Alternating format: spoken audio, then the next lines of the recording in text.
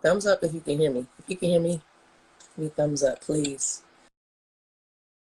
Oh, okay. All right. What's up?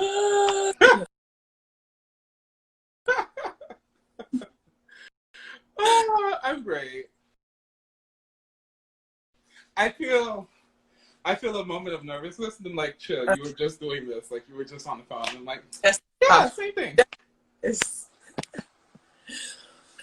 Yeah, I was getting that too. I'm like, okay, is the background cool? Is everything? And I'm like, for real? We just talking. Mm-hmm. You look great. Thank you. Thank you. I'm like, oh, I don't have any lip gloss around me. That's fine. That's fine. We're here. We're talking. We're living. We're here. Mm-hmm. Right. How's your day going? Whew. Well, you know, it's Friday, is it? You know, what are days? Who knows days? Fridays used to be a day of celebration. I mean, they still are. But my day is asking a lot of me in a time when I don't want anyone to ask anything of me. And I'm like, I don't have the answers, fam. Right. And my day's like, well, I'm going to keep doing what I'm doing. And I'm like, well, shit. Okay, well, I guess I'll do what I do. You do what you do. And we'll see. Definitely. We'll see what we see. We'll see what we get. Yeah. How's your day? I'd say it's kind of similar. It's sort of like I'm doing this project that's about Black joy and joy, and I've been trying to be in that space and put myself in that space, but you know, like we were talking earlier, I haven't felt it, and sometimes it's too heavy of a lift to even get there. And I'm working toward okay, and then when I get there, I'm like, oh, okay, all right, killing it, and then I'm doing what's going on. They're like, damn, you all right? You going? I'm like, no, but I'm okay. Like all that, and I'm okay though. I was just talking to my god sister earlier, and and she was like, we did a thing where like we just pick up FaceTime and we just look at each other. And she was like, you know what? I know when we do that, we good. And I was like, and she's like, no, I'm not saying we're both individually good. We're good between us. Right. And I was like, no, but I'm good. I'm good. I'm crying right now, but I'm good. And it just really, it both tickled me and warmed my heart. And also, it just really, it just typified the whole thing, you know? I'm a just dive in. I'm gonna just go. We're doing this. Yeah. Okay. So great.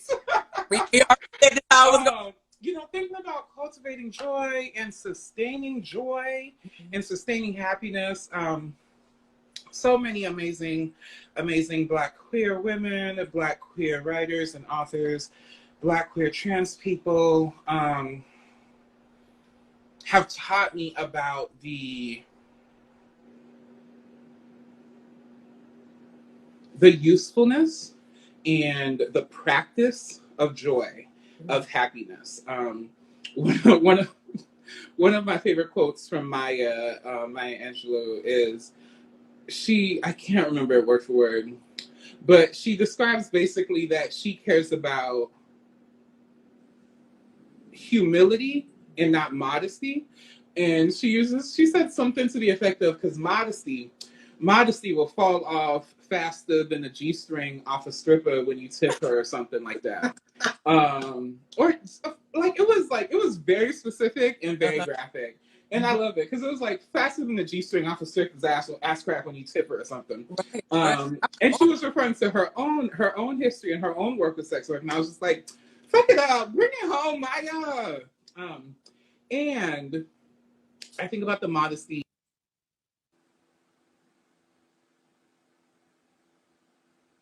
Me, you know, as iPhones do, mine just let me know, hey, we're dying. And I'm like, oh, that's cute for you. But that's why we have chargers. The modesty bit always reminds me also of happiness, and that happy is not sustainable. Like, happy is not infinite. It's not supposed to be. We're not supposed to be trying for it. That's not what it's there for. That's not what gift it has for us. And then I think about, you know, not self-care, because, but, you know, as all words do under white supremacy, but radical self-care. I think about the uses of the erotic. I think of Audrey talking to us about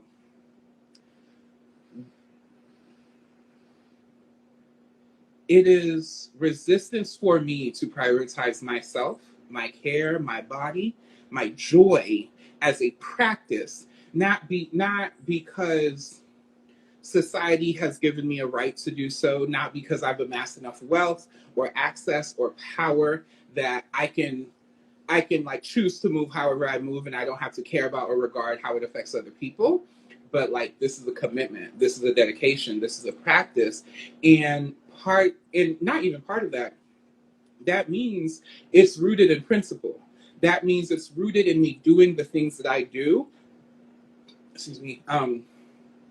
not inspired by only a reaction to something else or something superficial. It means that if I'm dedicated to fierce Black joy, it's going to be fierce, it's going to be Black, and that joy has to look like more than my smiling face or your smiling face. Ooh. Or yeah, because like, you know, it's you know, it's all those things that we got to hold both of, you know. Yes, fierce Black joy and naming joy, trying to cultivate joy ever as a Black person.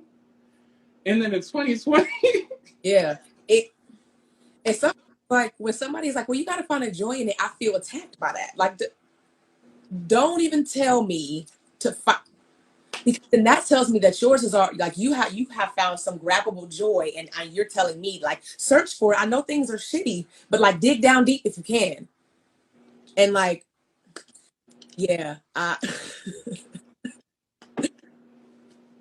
definitely feel that it's more than a smile on your face, and something that I had gotten really good at doing, and I am trying to, like, you know, break that in myself, is like, I can just smile good, right? I'll smile good, and that's okay.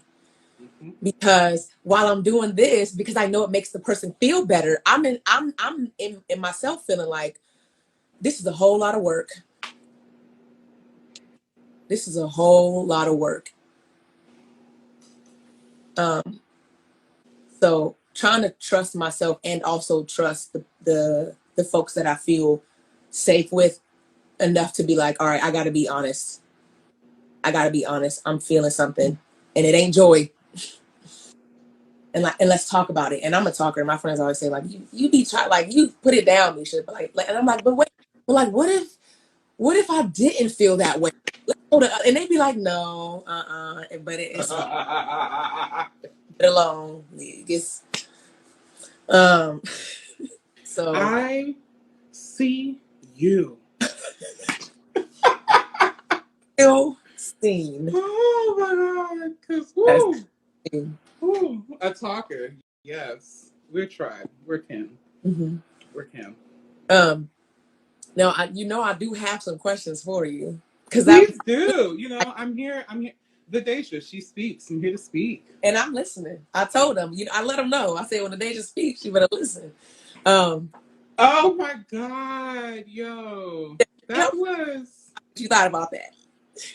Oh, wow. Yeah. Anyway, I'm tearing up now as I was then, and I will be. I was like, oh my God, this is so sweet. And then your voice is so smooth. And I was just like, when Deja speaks, listen. And I was like, that's right. Okay. Anyway, I was just like I heard it, and it really fed me. I was like, you know what? Meysha don't know it, but Meysha gonna record my little tagline for my intro one day. It's just something. I got Go you. off. I'll turn the voice on and I'll talk to the people, Okay, let me get this is not that kind of podcast. You said you had questions. I was gonna go find a Q-tip. All things are lovely. Listen, if it brings you joy, it brings you joy. Okay, let's go. Here we go. What pulls you? Because I don't know if they know. I want to let the folks know who are watching, like, what you're a storyteller amongst so many things. I want to talk about that. Because that's what I'm drawn to you because of that. So tell me what pulls you into storytelling, what stories draw you in, all of that. Give it to me.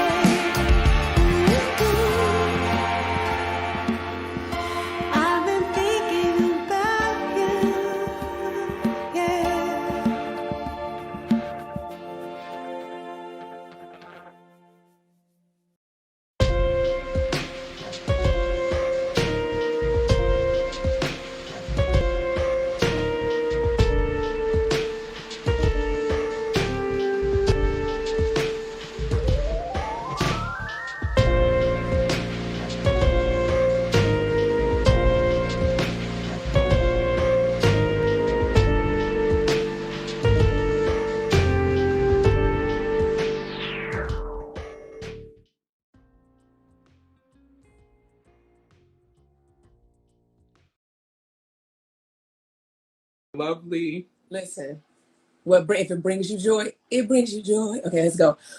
Here we go. What pulls you? Because I don't know if they know. I want to let the folks know who are watching, like, what you're a storyteller amongst so many things. I want to talk about that. I want to talk about that because that's what I'm drawn to you because of that. So tell me what pulls you into storytelling, what stories draw you in, all of that. Give it to me.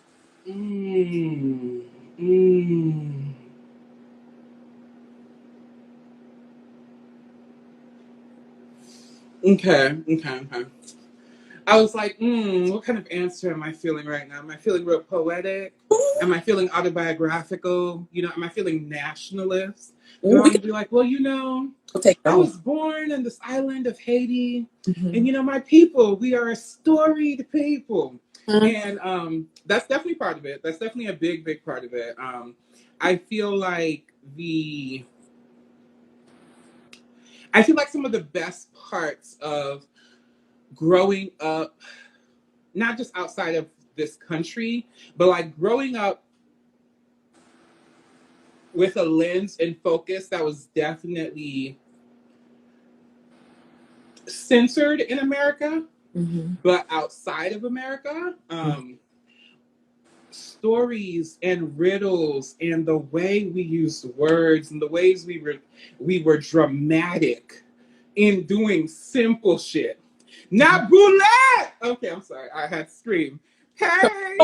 Sorry, y'all. I had a moment. I saw the comment and it just came out of me.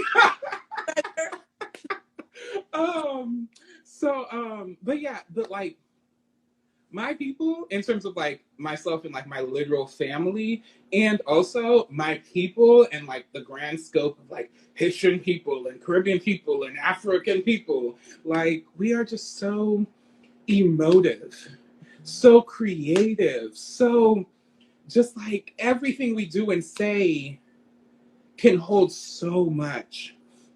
And so that's what I love. That's what I was drawn to. That's what has always just been a part of me. And paired with that, I'm now as an adult, I look back and I realize, how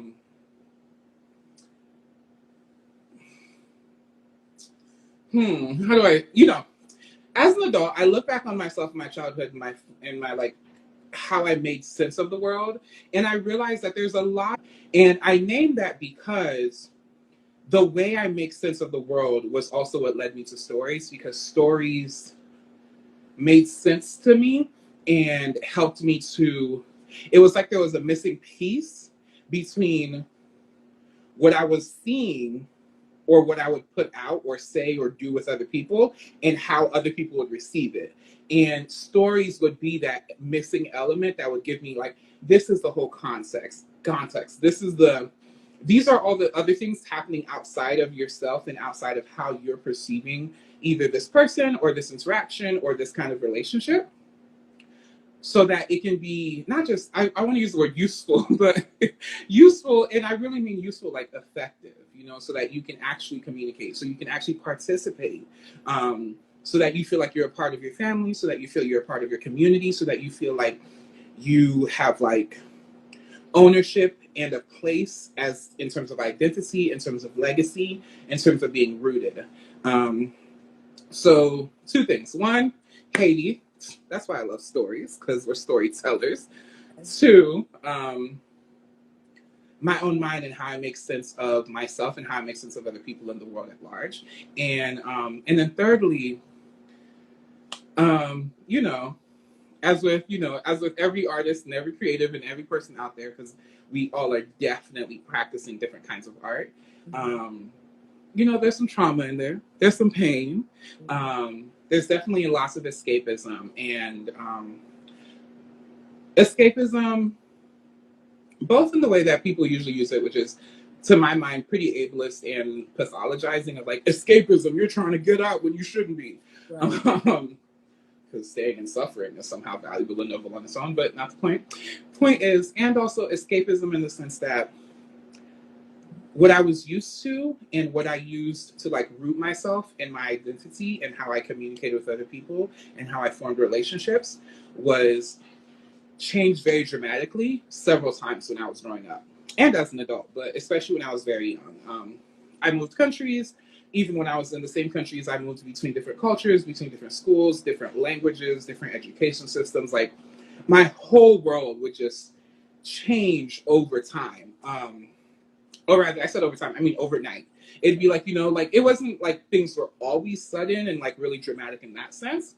Because sometimes I'd know months ahead of time. My parents would let me know, hey, we're moving, we're going to be doing this, or so and so is going to come stay with us, or we're going to go stay with so and so. But it definitely left me so often like, ah, nothing is the same. I can't.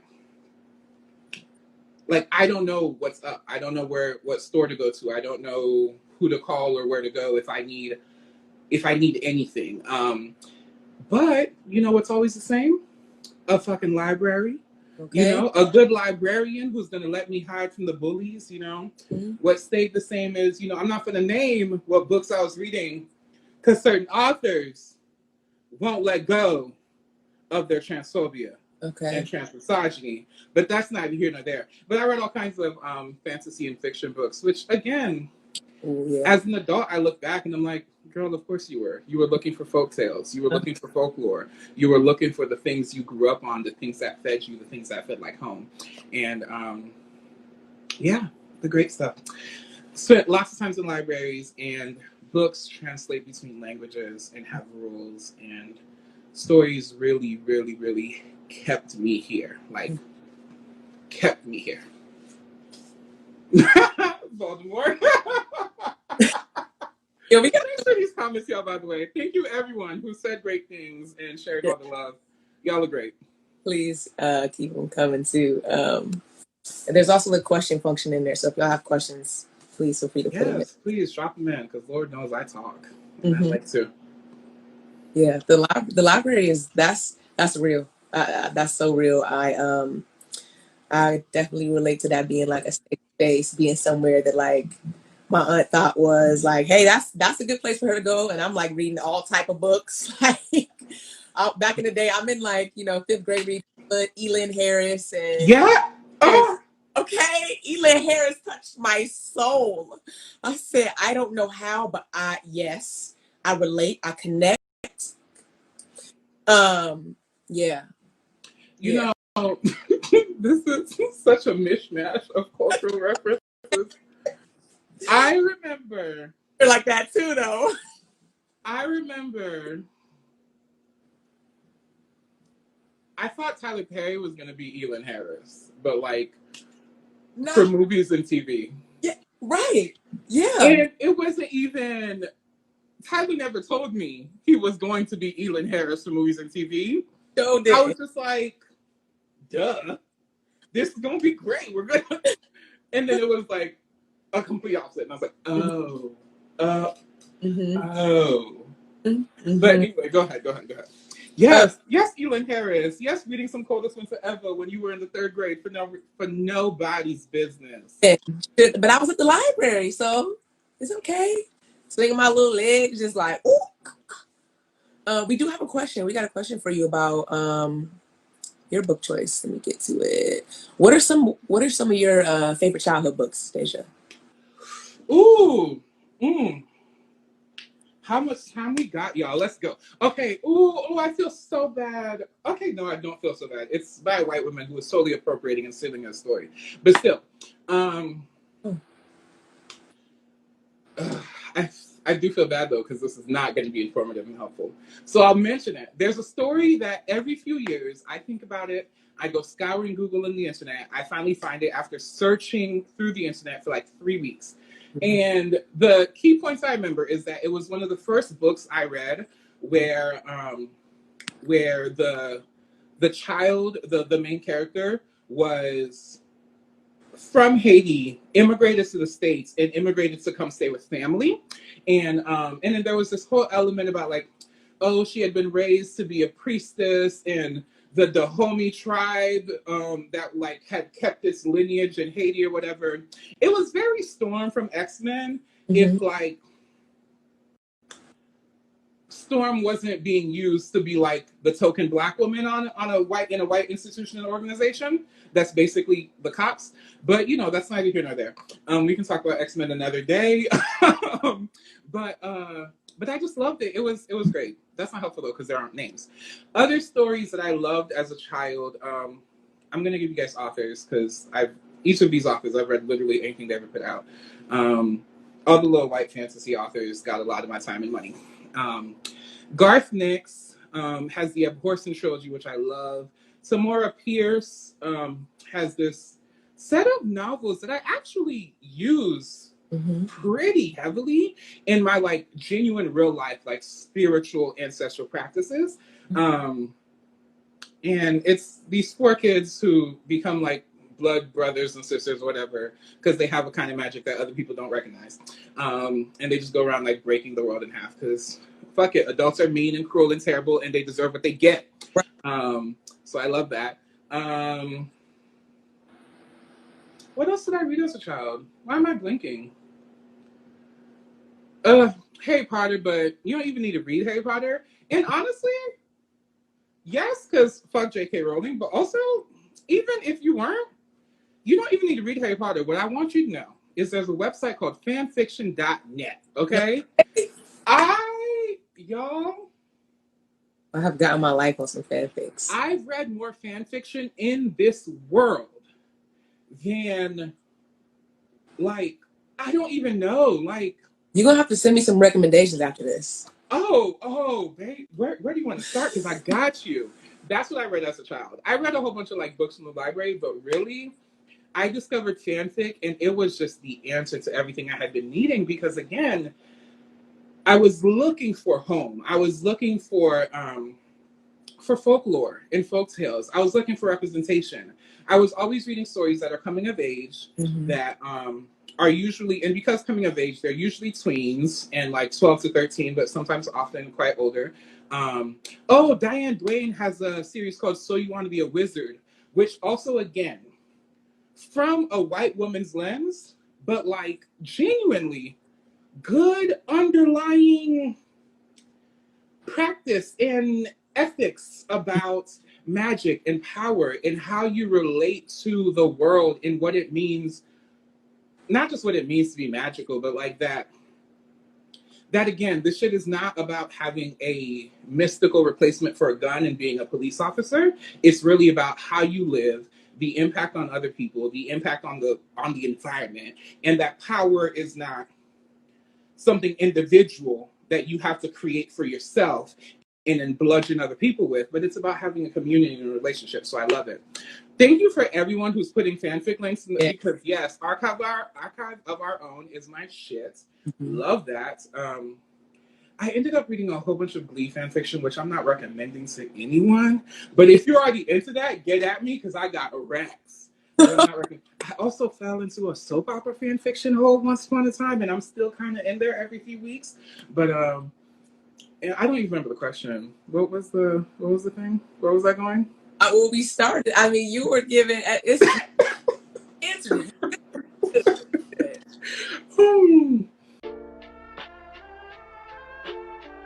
Yeah. Free. Yeah. Wax only, nigga. Hey, I'm just trying to watch the sunset.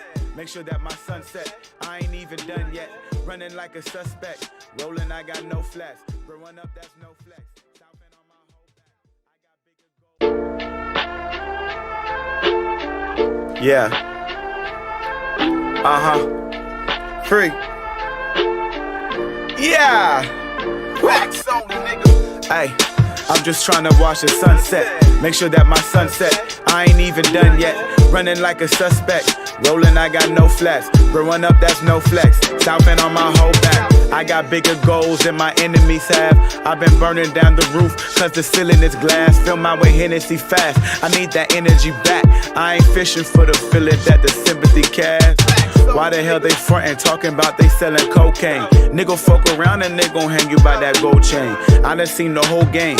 Once you get a taste of it, you can never hold fame. Trippy shit is laced with it. Boy, you better pace with it before you lose that race with it. I remember we was recording down in that basement. Music wasn't making shit. Talent, we was wasting it. Never told the truth, had that karma, we was facing it. Trying to make a meal and all them dreams, yeah, we was chasing them. Freddy versus Jason them. Nightmares and mask on, what's your occupation then? I'ma have to blast off something like a space cadet. Gravity is that strong. Hey, I'm just trying to see the sunrise, shine into the sun drive. You can't catch me tripping off of shrooms, but I'm a fun guy. Wild if I need to. Holes that I breathe through and see through. Knows I don't need you. If you don't believe who I am, I won't never argue that. Nah, I don't debate with fools. All I do is cash fast. Man, y'all better act fast before you miss this last class. You can tell I passed math. Facts only. Trying to eat just like your fat homie. The contrast is stark. I'm like the Black Tony. Iron sharp as iron. Keep a crew of daggers round. So we treat the paper like genetics when we pass them down. Service wrap around. Patent sound. Conscious with the blackest style. Niggas rack like hand-me-down. Class clowns thought you was funny back in junior high. And you ain't reached potential cause you wouldn't even try. Killed your dreams, metaphorical suicide. Niggas went to cop the newest J's thinking you could fly. Yeah, all guys chillin' got wings. You don't never touch the sky, you don't get from off the tree, nigga. I'm just tryna jump up out the nest, break from out this cage, sing a song up on the stage. I might have to run the fade if you ever try to play me though. Born in 92, ladies love me like the 80s though. Ray, you need to chill, nah, I need to get out more. How the hell I'm supposed to drop an album with no outro? Shout out to the little homies, always keep your eyes up. Be free, bring the energy until my time zone one. Yeah, that's all I got, man. Energy. Yeah.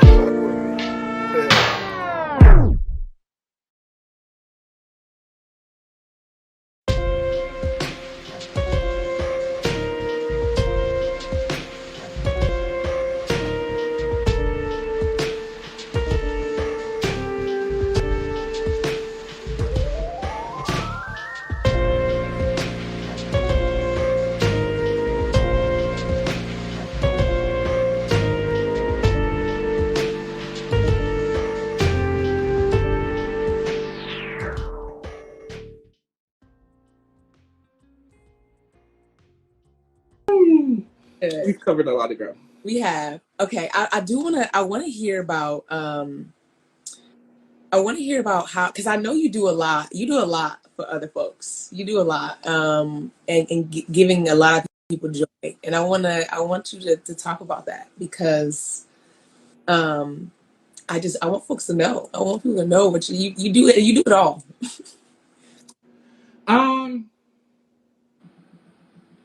So for me, yeah, we're here. That's the whole point. Mm-hmm. For me, one, for 10 years ago. Ooh, it's almost painful how much 8 years ago, 7 years ago, I was not this person. Mm-hmm. I spent so much of my life in the dark. I spent like the first 15 years of my life never going anywhere that wasn't to a relative's house. Mm-hmm.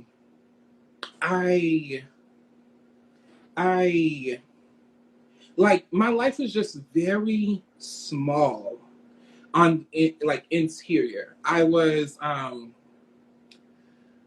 I'm perhaps a little bit known on the internet for not having a lot of patience for people with Oreo tears. Like, oh, Black kids didn't like me. They called me an Oreo. Mm-hmm. And I'm known for that because I am that child that was crying all the time that other kids didn't like me. And it's like, okay, yeah, they did. But how did other children feel about you? Because you don't seem to have anyway, not the point. We're not talking about that. Right. We're talking about my life was quite small, and it was very I don't want to say it was very dark, but it was, and it doesn't mean that it was horrible or nothing. No one brought any joy or sunshine. And internally, in terms of how I express myself and what I like, how I engage with other people, I didn't have friends growing up. And my life just wasn't very vibrant. There was so much about me that was being policed and corrected all the time because I have always been exactly who I am now, but it was a liability when I was coming up. My position in society, my family's position in society, was just always precarious enough that it didn't feel like, okay, well, now I'm being a little too gracious. I was gonna say it didn't feel like I could. It wasn't like I didn't feel like I could. I wasn't allowed to. Right. Because there's also some abuse in there and some hardship and trials and all that good stuff. Anyway, all that to say, I've always been a very vibrant, expressive, emotive, colorful, like large personality. Mm-hmm. I've also been very fat since I was very, very, very young. And I've also been very, very dark since I was very, very young. Mm-hmm. And those things don't combine for a fun time for anyone. And when I got to the end of high school, I really started to struggle in life. I really it was like several years of identity crises. And I just was not able to get off the ground and like start this thing called life. Mm-hmm. And that was after I spent my entire K through 12 career being like overachiever and going to the top. And you know, before Barack, it was like everyone's thing was like, oh yeah, you're gonna be the next MLK. And then Barack did the thing. And then it was, oh, you're gonna be like so on and so forth. I'm dead. That's a little anecdote that I have for my life that I always I hold real close. And I chuckle at so much because I'm like, one, you ain't shit, nigga. And there really was a time pre-him. There was a time pre-him when like the closest reference we had was like 1964. And you would think post 2008, you would feel and have seen other things, but anyway, again, other topics for other times about my joy and about me bringing joy and sharing joy with other people. Because I wasn't allowed to be, because it was drilled into me that being who I am is a liability, being who I am is a threat, being who I am deserves punishment, deserves assault, deserves to, like, whatever happens, mm-hmm. I should have just been quieter. I should have been firmer and stronger. And mm-hmm. So when it came to post 2010 and me finally realizing, some of the things that are going wrong are not going wrong because you don't have what other people have. It's because it's going to mean cutting some things off. It's going to mean letting some things go. It's going to mean walking away. And I think of a time when I was like in, I don't know, high school or middle school. My sister and I have an older sister. Her name's Jael. I love her dearly. She is the light of my life, you know, the other half of my soul and all that good stuff. We've been separated for years because like she went off to school. She was living in other places. I was living in other places and growing up. And we came back under the same roof, and she was in college and I was in like high school or middle school or something. And we started a practice of saying, I love you to each other, mm-hmm. because we'd grown up in a household where that just wasn't done. Mm-hmm. Like the ways we shared affection were just not Westernized and American in that way of like, oh, here's your, I don't know, your brown paper bag, love you. Mm-hmm. And but we started this thing of saying I love you, and I started a thing of hugging her with her consent and asking ahead of time because she was not comfortable being touched and embraced and whatever. And I was like, you're ridiculous. This is stupid. Why are you acting like that? And then I got a little bit older, a little bit wiser, and I was like, Black people, especially people raised and born as Black women, might have lots of reason for not wanting people to hold them and tie them and wrap them up. And I was like, noted. But we started these two things. We would say, I love you. And we just lived really started just saying the words to each other. It was weird. It felt awkward. We weren't used to it. We didn't even used to be that affectionate with each other, but we were just like really, really, really close. And we were living under the same roof again with our parents and just having lots of experiences that felt like 1992 to 1998 again, even though it was in the 2000s. And it was like, we need something different. Non sequitur, but my dad had also gone through like what I call his little Huxtable phase, where I don't know, periodically I feel like Black men have a moment where they're like, oh, I can like recoup all the neglect I've poured into my family. I can rebuild all the relationships that have wilted and withered. I'm just gonna like show up now and we'll all be great. And it was like, a little too that's late. not how this works. Right. Whatever. But we kept having these family meetings that just devolved into everyone blaming each other for hurting each other, and it wasn't going nowhere. But one thing we both walked away from it was deciding we're going to add some new things to the mix, like saying I love you and sharing affection with each other. And I went from never having said or heard the word love expressed to me to it being like a constant all day, every day. And that shit changed me. And it was also part of me learning, which is what I practice now. Joy is infinite. Love is infinite. It's not a finite resource, which is not to say we are not finite, which is not to say that anyone who wants joy or cultivates joy should just be pulled from endlessly. But it is to say that I learned my life was not hard. People were not cruel to me or mean to me because there was not joy to be had or because I didn't deserve joy. People treated me as people treated me. They treated me according to their potential, to their possibility, to whatever they had decided or figured out for themselves. That's on them. That's not on, there's no love for me. That's not on, I can't be happy.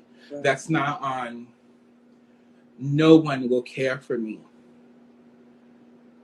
And also,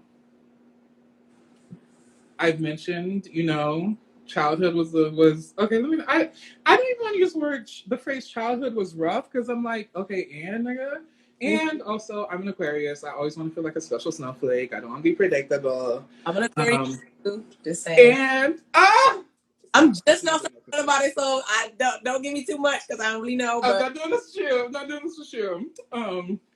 Anyway, childhood was rough, and I mentioned that there was abuse. And the other part of me being as giving and joyful as I am, I was just talking about this with my friend Mace. I'm a manipulative person. I know that about me. I believe that about me. And I come from people who are quite manipulative also. And again, none of the things I ever say do I say with an intent to pathologize, because it's not, oh, I'm manipulative, and so that means I'm a horrible person and I can never do anything genuine or sincere or whatever. No, I'm about like naming the thing when and if we can. And I know I'm a manipulative person. If I'm not getting what I need or what I want, how can I get what I need? How can I get what I want?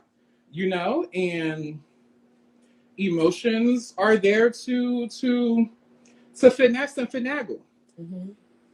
And I name that because for so long, getting what I needed, getting what I wanted, I didn't know another way forward. I didn't know how to get love other than to guilt you into it or to pretend I felt something I didn't feel in hopes of getting you to give me the response I was looking for, or in hopes that you would like care for me in some way. In another podcast, we can talk about my relationships around mothering and maternal figures and how many other parents I went looking for in life. But that's not for this one. And it is to say that me recognizing and naming that for myself was crucial and crystal clear. So I could have love, so I could have joy, so I could be kind, so I could be generous.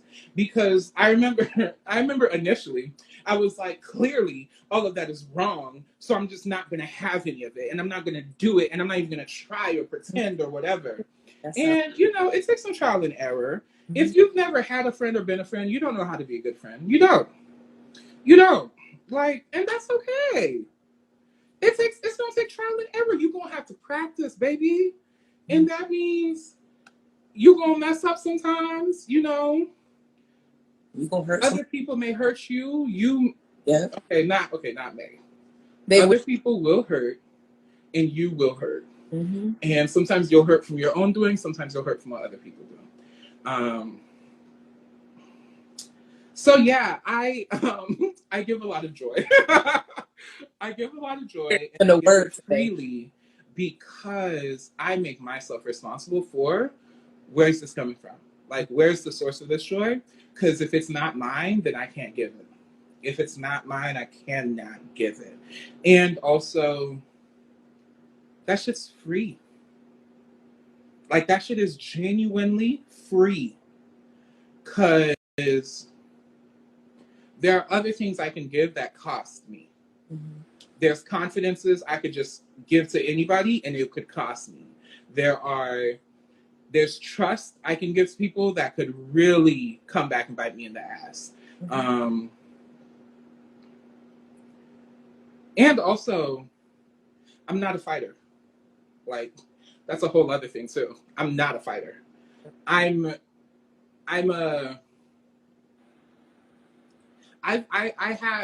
have, and I've been wounded a lot, and I have a lot of wounds. So I'm a very like, cut. Like, that's it. I don't have we can banter back and forth and we'll build up to it. No, I go from hurt, scared, trying to run, can't run. Oh, can't run? Somebody has to die. Like, so I'm also bringing joy wherever I go. Because I don't have like a nasty, we'll argue it out kind of thing. You raise your voice, I raise my voice. No, my sense of danger is very sensitive, and that shit is skewed to full-on survival. Which I'm really also being mindful of my words because I don't want to do that thing where we're all like, oh, but if it came down to it, I'd just kill it, I'd end it, I'd finish it. Nah, life ain't like that. It ain't been like that for me. And I'm very aware that speaks to an inability to navigate and manage conflict. And that it doesn't just mean, oh, I'm super strong. If anything starts, I'll finish it. No, it means I can't handle conflict. It means that if I'm unhappy or if someone disagrees with me, I don't have another response or another way forward than to treat it like you just attacked me and threatened my life. Right. And that's something else I work on. Feeling and expressing things, even when they're not joy, even when they're not happy.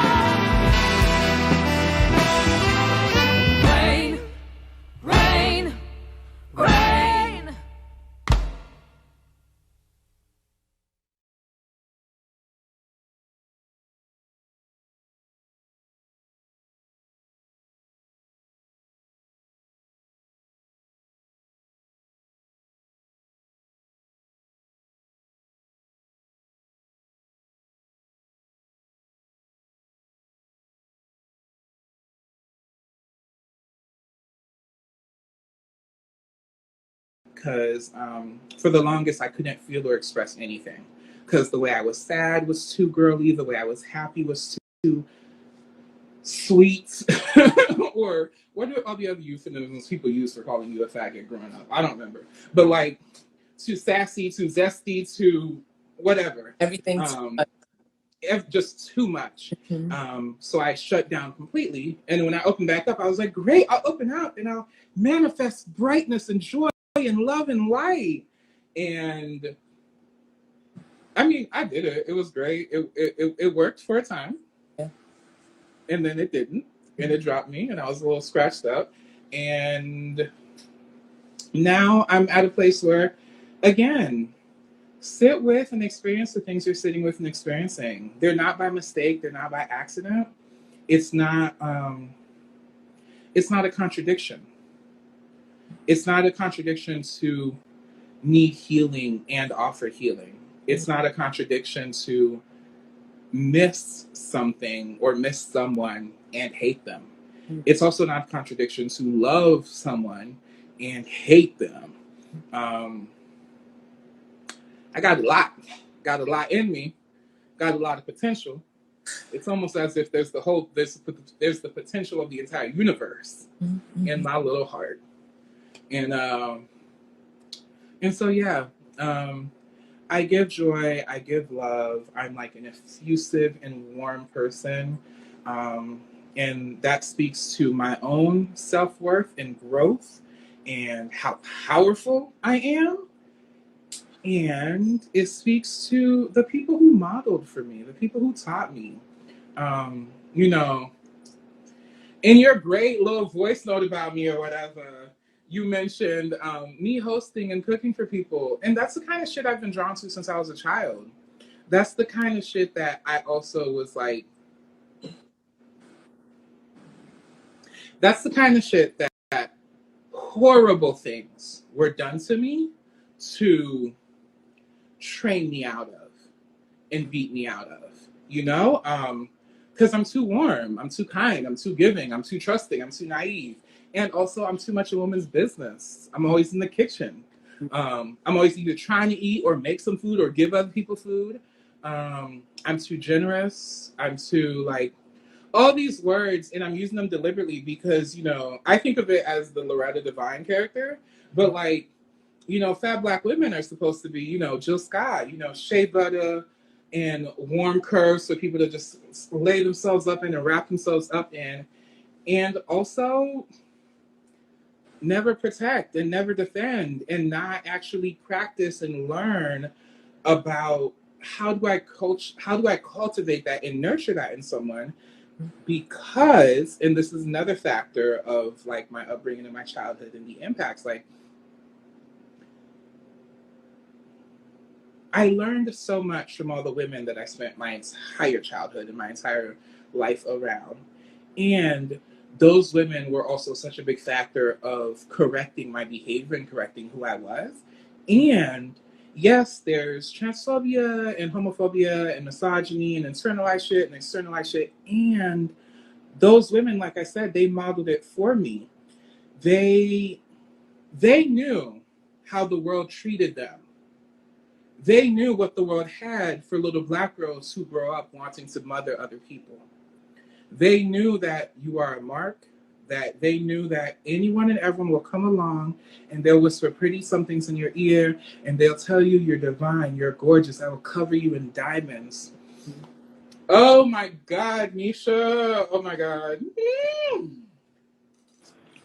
I'm feeling something real profound right now with this epiphany. Come on. Thanks for having me today. Thanks for this. This is everything to me right now. I'm loving it. So they knew. I'm gonna separate it from my personal story for a moment. Okay.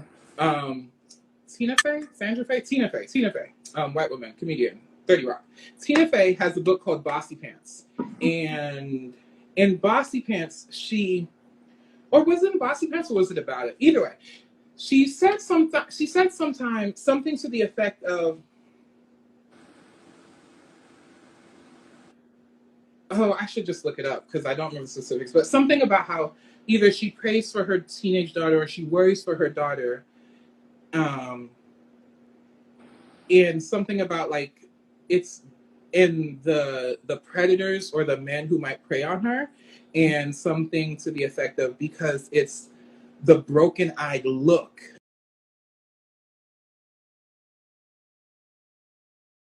And I don't remember the specifics. That may not be the quote at all, but it's what stuck with me and it's what I cared about because the day I read that, I was like, thank you for naming that. That it's not how beautiful you are. It's not how blonde and blue-eyed and straight your hair lays and how much your body looks like any image or ideal or expectation. It's honestly truly not even what anyone who would prey on you will say it is or it isn't. Mm.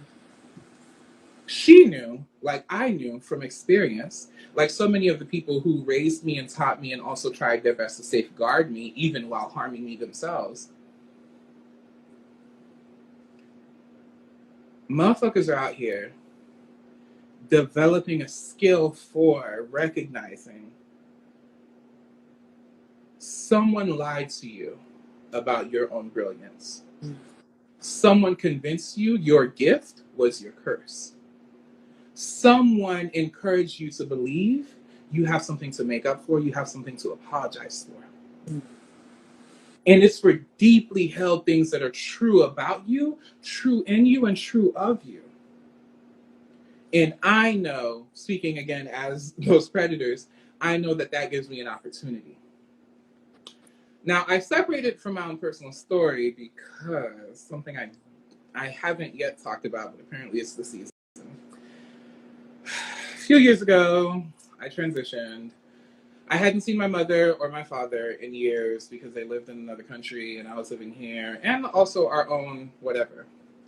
My mother came to stay, and she happened to be staying in the same house where I was staying at the time. Mm-hmm. We hadn't seen each other in years. Our dynamic, I sat my mother down one day after spending a few days with her, and I sat down, and I had texted her from work, and I was like, hey, when I get home, can we talk? And she was like, is everything okay? And I was like, yeah, I just really want to talk to you. I just want to have a conversation. Mm-hmm. And I sat down, and very me fashion, very Aquarian fashion, I'm like, hey,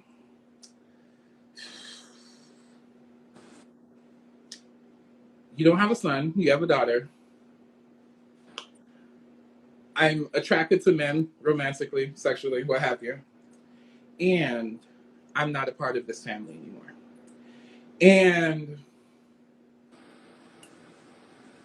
that conversation went so many different ways and so many different places that I did not expect.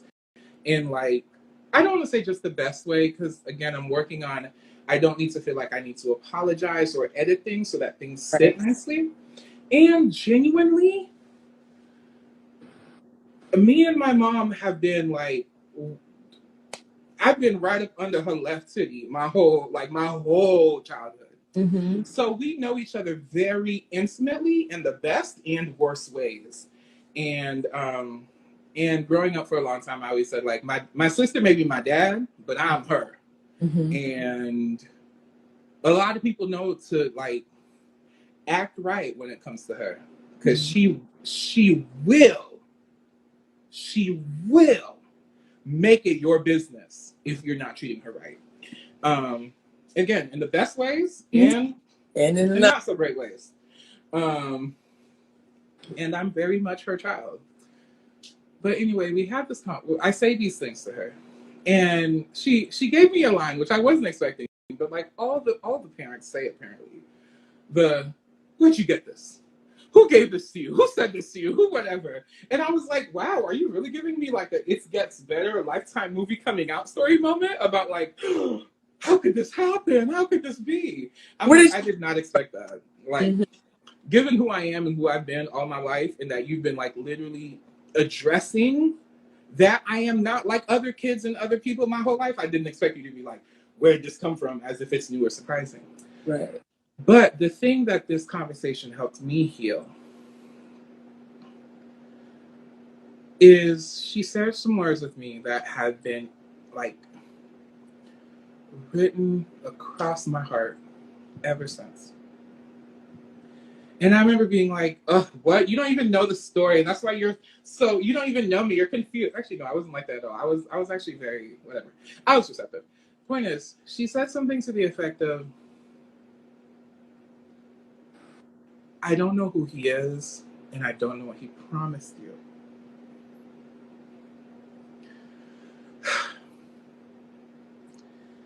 But don't believe him. I know he said he would cover you in diamonds and told you are beautiful. But don't believe him. You do not choose him, a man, whoever, over your family,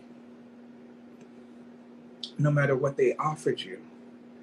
And at the time, I was as single could be. Mm-hmm. My phone was dry. Mm-hmm. I was so like new and experimenting, and like there's another part of the story where I did leave that conversation, go put on something, and go on a date. But it wasn't even a date. It was not a date. It was some dude from Grindr. It does not count. That was not romance. That was not, no part of that was any way I should ever be treated. Exactly. And I remember at the time, like, I felt how much she meant it. Even while I was like, girl, like, see, this isn't it, but this is kind of it. Mm-hmm. We're so out of touch. You don't even know that, like, that has nothing to do with me. Right. No one's whispered any sweet nothings in my ear. No one has promised me anything. If anything, they promised me death and horror. And it's still literally the only life for me. And so there's no doubt about it. But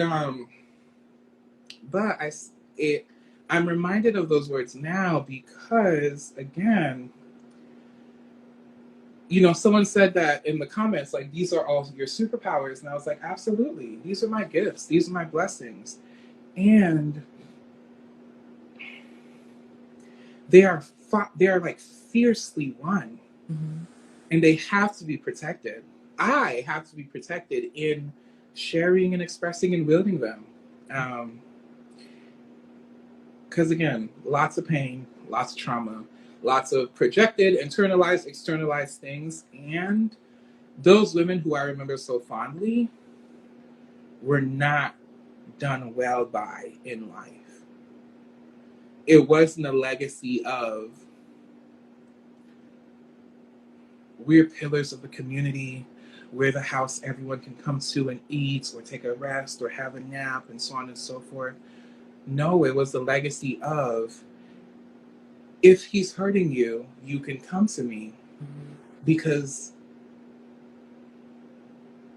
not just I know what that's like, I know what it means that leaving isn't an option or isn't one you'll consider. If you're carrying a pain that you can't name elsewhere, you can come and just be, because I have pains of my own I'm not going to name or share with you. And those women saw themselves in me, and they saw me for me. And, in varying ways of, sometimes good and sometimes bad, they responded to her the best that they could. And I'm doing my best, which isn't even always something I'm committed to also. I'm not committed to being my best at all times. And some things about me are just things about me. I have a great smile. I laugh real loud, and I laugh with my whole body. I talk with my body. Again, hi, nice to meet you. I'm Haitian. Welcome. And I can really cook when I'm in a good place, and I'm thinking about cultivating home and the experience that I want people to have with me and apart from me. Those things are just true. They're me, and yeah, they're worth protecting. And also, I'm glad I had examples to show me, like, other people may not care beyond what they can get from you and what they want from you. And preserve this shit for yourself.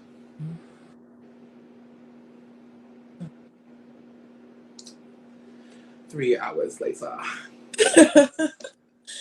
You are so, I appreciate just how generous in storytelling you are. I think that, and the folks in the comments are you turned up today. You brought a word.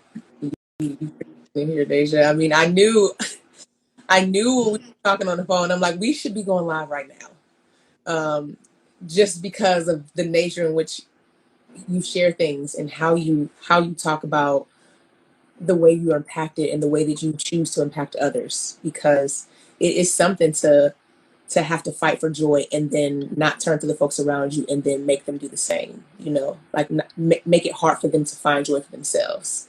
And I find I'm fighting that within myself too, so it's a word, and I'm loving it. I'm held in space right now. I want to go up and see if you missed any questions here from anybody. While you do that, I want to share with everyone that, one, Meysha's great. Meysha's phenomenal. Two, check out your music players, because there's a song called Change Your Life Up by Meysha that you need in your life. Okay?